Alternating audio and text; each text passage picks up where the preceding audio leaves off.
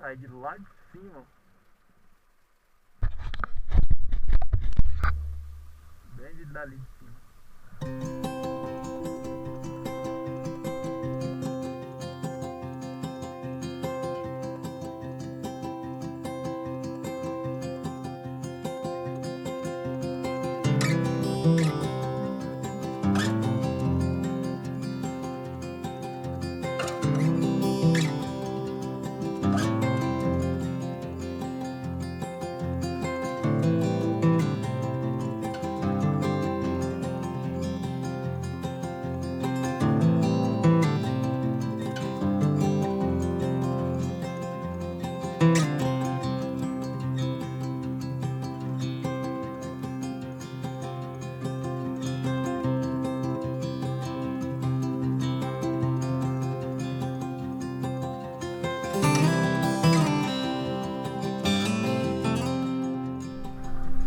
Ali no início da Estrada da Morte eu fiquei um pouco em dúvida se eu entrava mesmo na estrada ou não.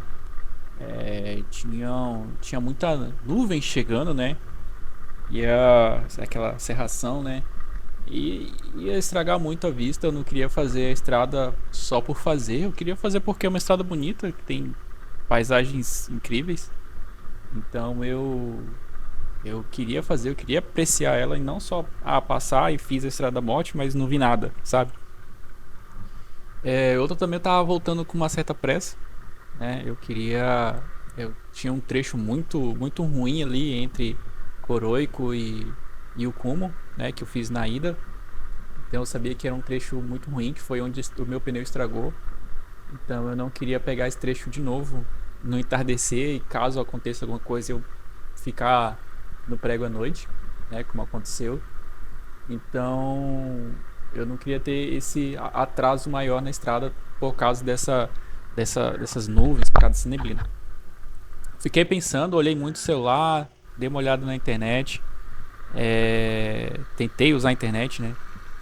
E fiquei olhando o trajeto da estrada, para onde as nuvens estavam vindo, para onde estava indo. Eu fiquei ali uns 5 minutos olhando e decidi ir. Decidi ir. Deu tudo certo, a neblina passou. Peguei pouquíssimos trechos com uma certa neblina, mas a grande parte da viagem aí na Estrada da Morte foi com céu aberto.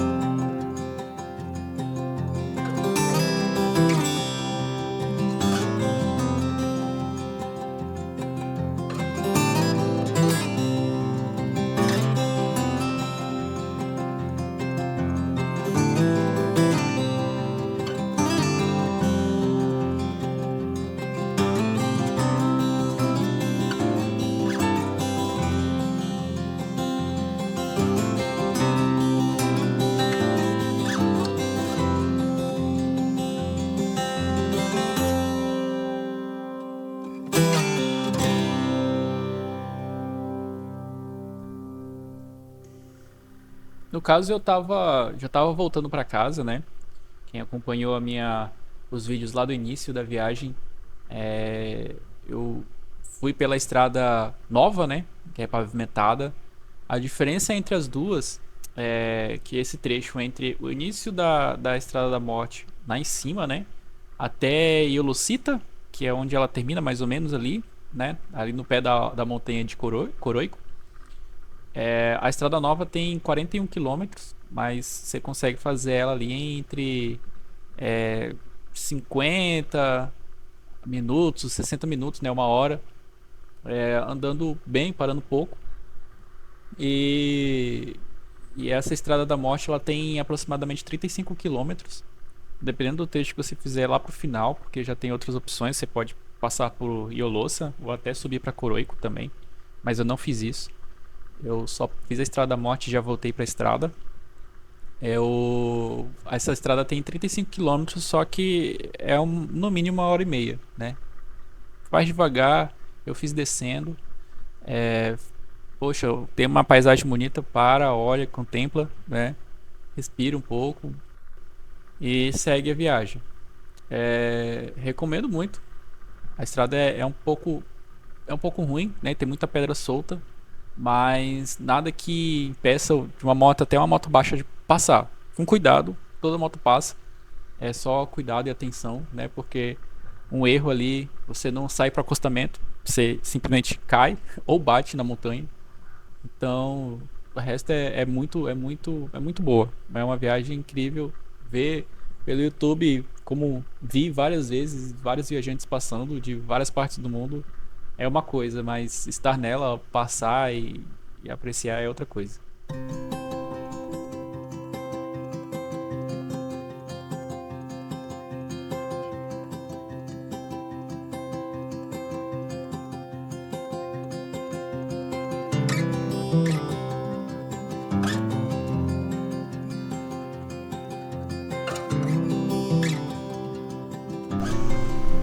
Eu saí de La Paz por volta das 8h30, 9 horas. Tive problemas para poder encontrar gasolina. Acabei não filmando, já que os meus cartões estavam quase todos cheios e ainda tinham 2 dias de viagem. Então, e eu ia passar pela Estrada da Morte e queria gravar bastante. Então eu não gravei a minha saída. É, a, a, naquela data que eu estava passando, a crise da gasolina de combustíveis na Bolívia estava começando, né? Tava faltando, mas com fila, o pessoal, todo mundo conseguia abastecer. Então eu tive muita dificuldade. Vários postos não tinham gasolina e os que tinham filas imensas, então não tinha condições de eu ficar.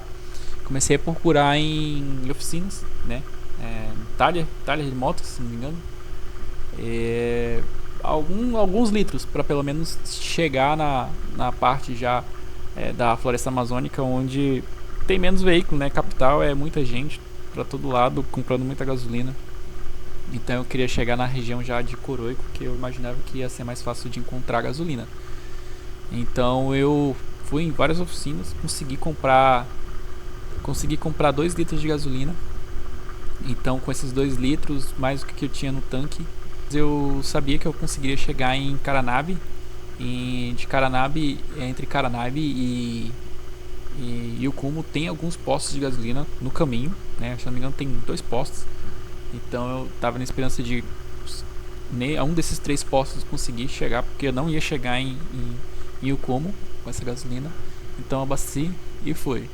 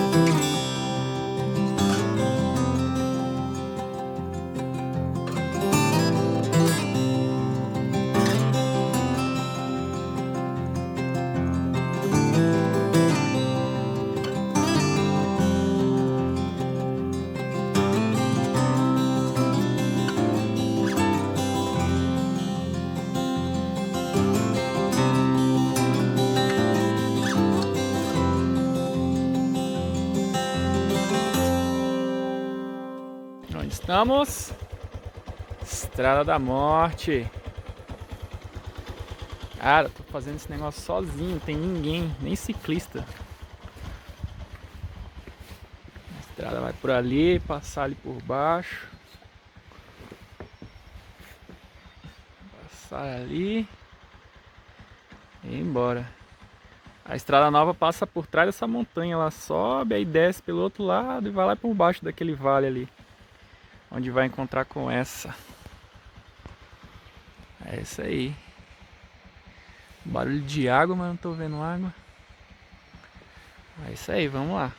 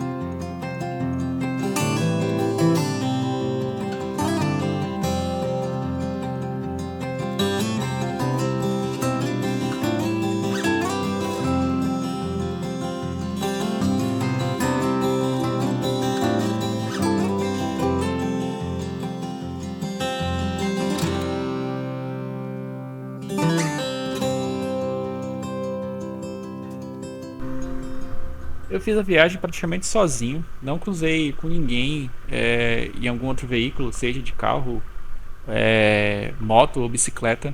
É muito comum as pessoas descerem essa estrada de bicicleta, né? O pessoal contrata o pacote na agência em La Paz.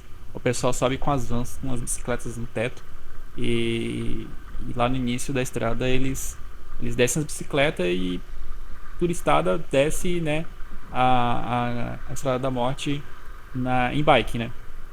Eu vi esse pessoal descendo no sentido de La Paz, né? Até próximo ao início da Estrada da Morte, eu ainda vi algumas vans e algumas pessoas descendo de bicicleta.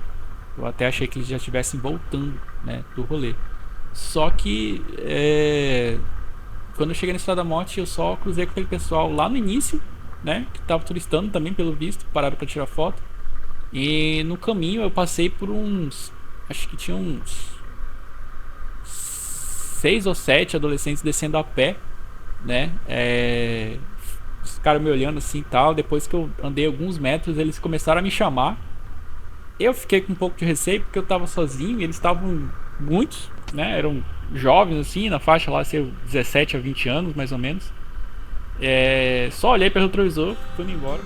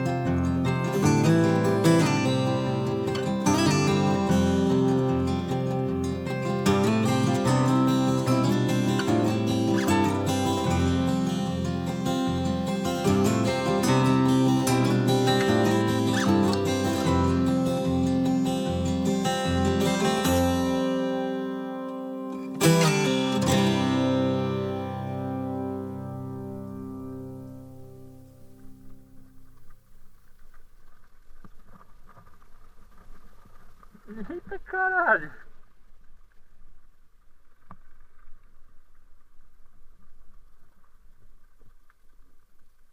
Acredito nisso não.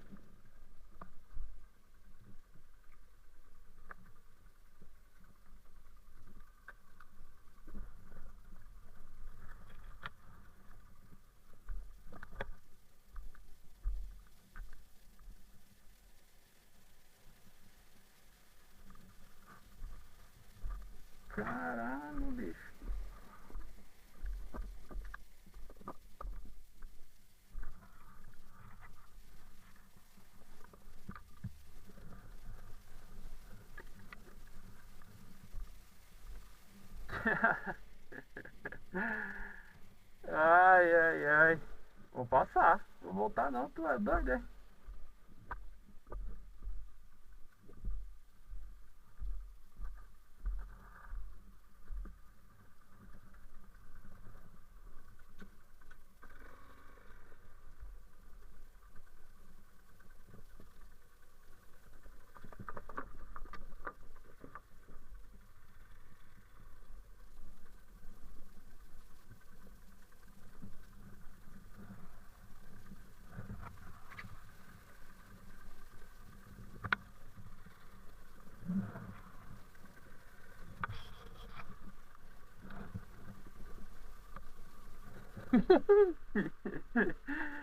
Ah.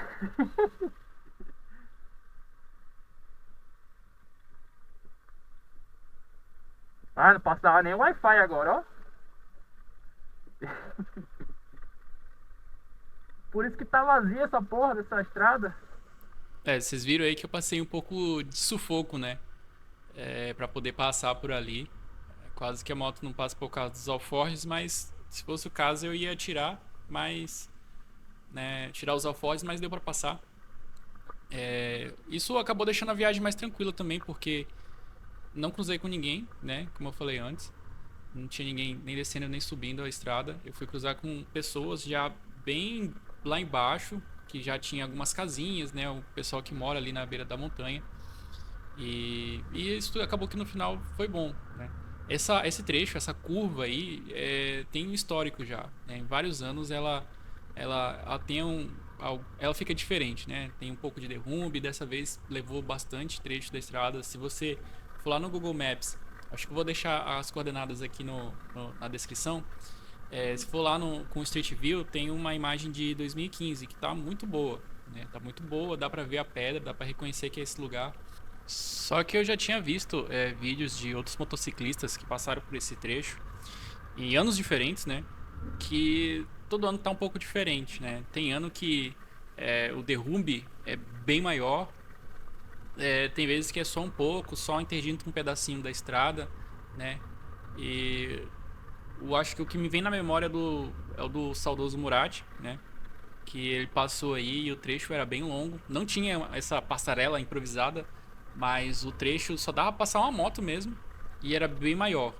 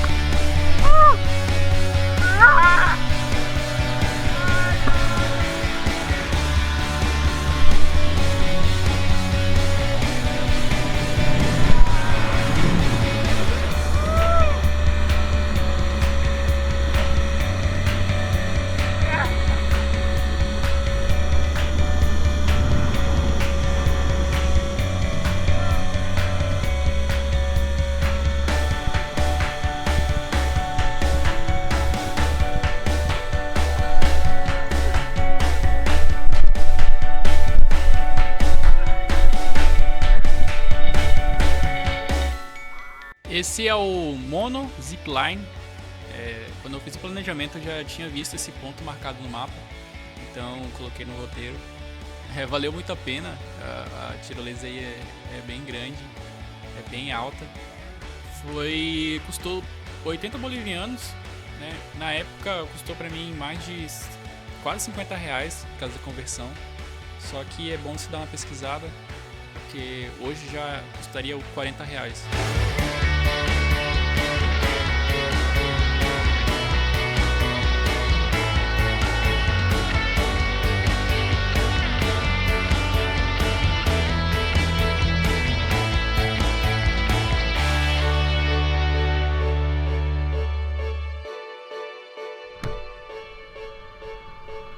Aqui já de volta na rota nacional, eu tinha ali dois objetivos, né? Conseguir gasolina na região ou na cidade de Caranabe e chegar em Huayanabak antes do anoitecer, né?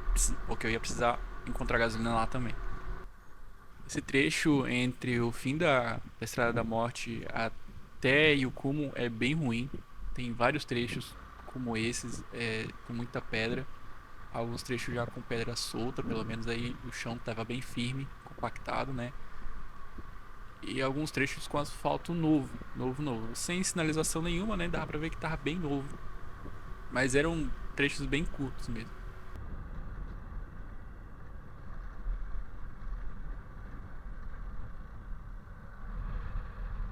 Em Carnave, antes de chegar na cidade, tem um posto, já tinha uma fila enorme, vários caminhões, carros, gente com galão. Resolvi entrar na cidade, imaginei que ia ser mais fácil, né, porque ali o posto era de beira de estrada. 2 km pra frente, passa a ponte, entra na cidade. Fui no posto que fica ali do lado do hotel onde eu fiquei na ida. Ali não tinha fila, mas também não tinha gasolina, nem previsão de chegada. E aí o frentista lá me disse que tinha mais 2 postos dentro da cidade e que algum deles ia ter. Então ele me indicou me passou as direções, porque no Google Maps é bem difícil achar as coisas na Bolívia, né? Geralmente não tem o que você precisa para pesquisar. Então ele me indicou, fui, cheguei, tinha só algumas pessoas com galão. Falei, vou ficar aqui. O posto tava descarregando, né? Tinha um caminhão lá no canto descarregando combustível. Então eu fiquei por ali e consegui abastecer. Só que ali eu paguei a gasolina mais cara da viagem. Paguei quase 12 bolivianos, né? A dona do posto que tava lá, eu imagino, aquela senhora que tava lá, deve ser dona do posto, olhou, fez cara feia, falou, porque ela pediu, né, identificação para poder abastecer, e como eu não tinha, ela falou que eu ia fazer o preço internacional. Aí foi maior dificuldade para conseguir trocar o preço na bomba. Mas no fim ela conseguiu. Paguei mais de 11 bolivianos no litro, mas consegui completar o tanque. Na hora que eu tava saindo do posto, já tava começando a formar fila, né? Tava se espalhando que a gasolina chegou. E segui direto para Rurrenabaque, parando só pra beber água. Porque em Rurrenabaque eu precisava abastecer, que entre Rurrenabaque e a fronteira são 600 quilômetros. Nesses 600 quilômetros vai ter cidade na fronteira e 90 quilômetros, 90 não, 80 quilômetros antes, que é Riberalta, né? Então eu precisava pelo menos chegar ali em Riberalta. Eu sabia que no meio do caminho eu ia conseguir encontrar gasolina em galão, né, em garrafas, porque na ida eu consegui. E imaginei que na volta também ia ter, porque é um trecho muito longo, tem várias pessoas que fazem, então precisa de abastecimento nesse meio do caminho. E então fui para Rurrenabaque tentar pelo menos completar o tanque para fazer mais da metade desse trecho aí tranquilo.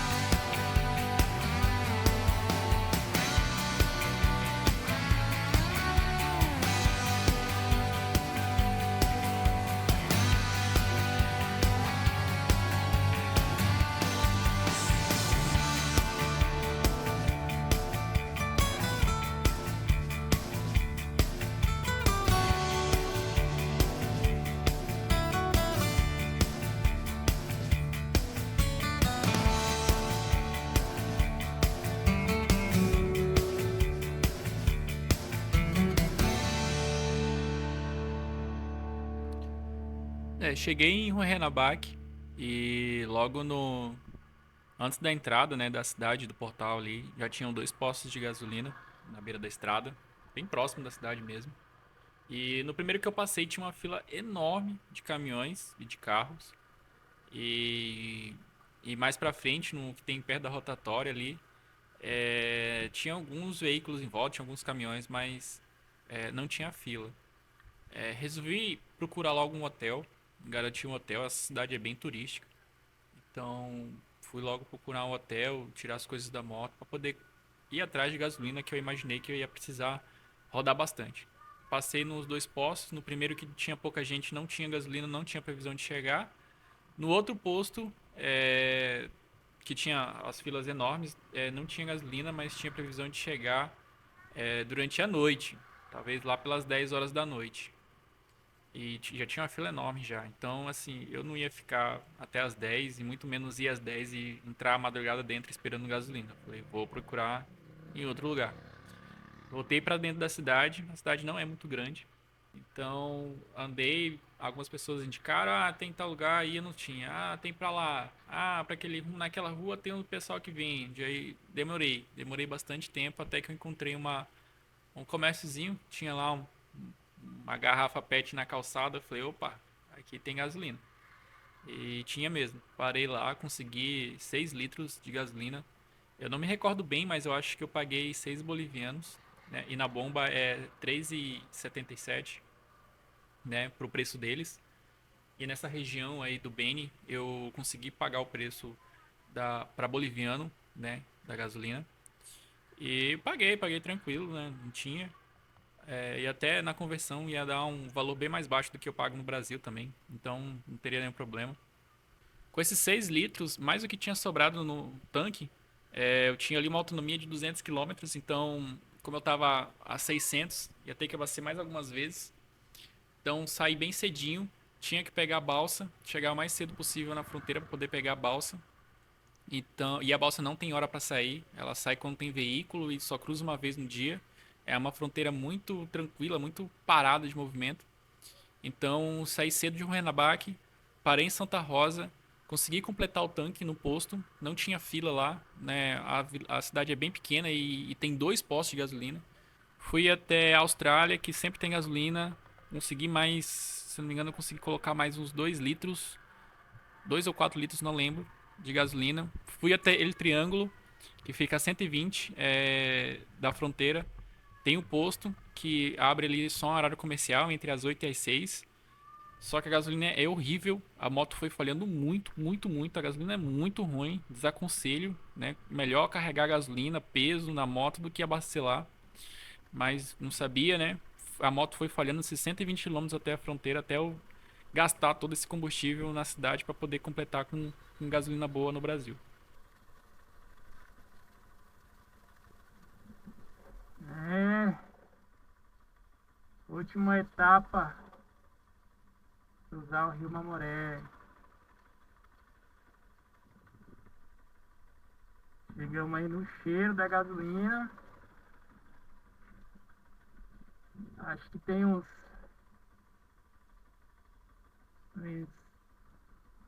70 centavos de boliviano na carteira. Cansado, mas realizado. Uma viagem do caralho. Agora precisando de um banhinho. Banho não, um banho bem dado mesmo. O negócio tá tenso.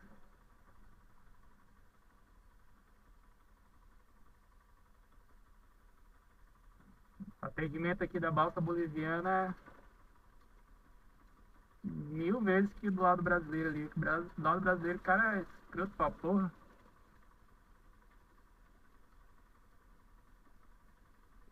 Cara aqui são bem mais atenciosos.